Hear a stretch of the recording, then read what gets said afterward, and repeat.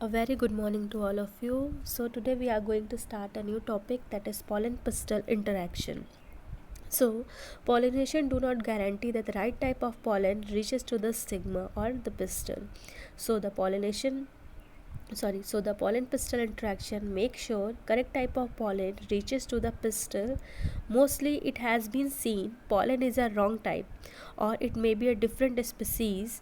It means it is a wrong type, or some if the plant is same, then same plant, it is also maybe a wrong type, because it is, if it is self incompatible, means it has no capability, no chemical component, it is also a wrong type.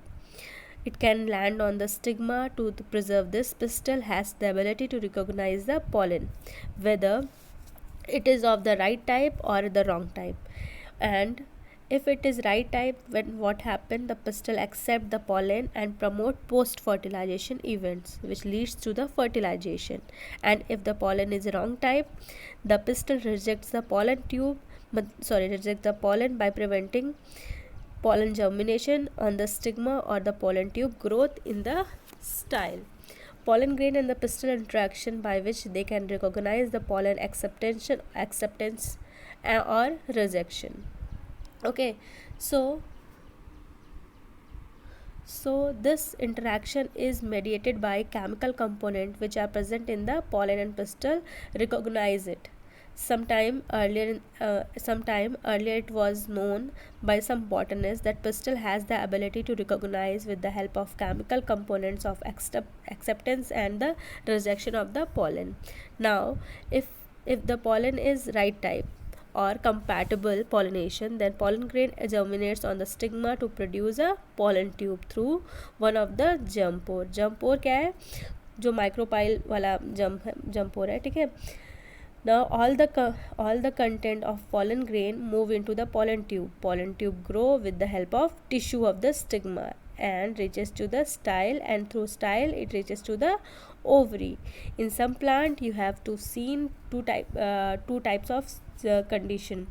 First one is vegetative cell, and second is germinative cell. In some plants, the generative cell divided and formed two male gametes during the growth of pollen tube in the stigma.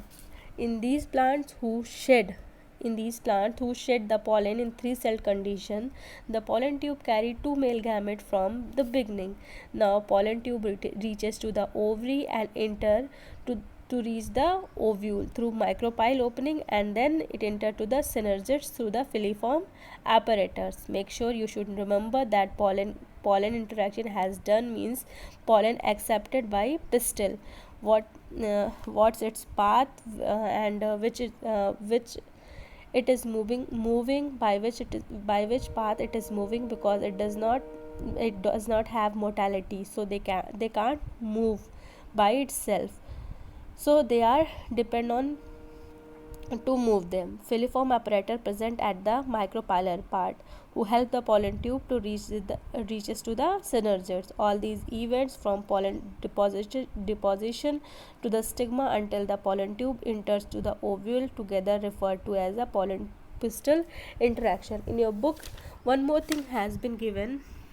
I will explain. There are some example. This part is given. This will be explained in the when we do our pollen germination experiment. Then I will explain all these topics.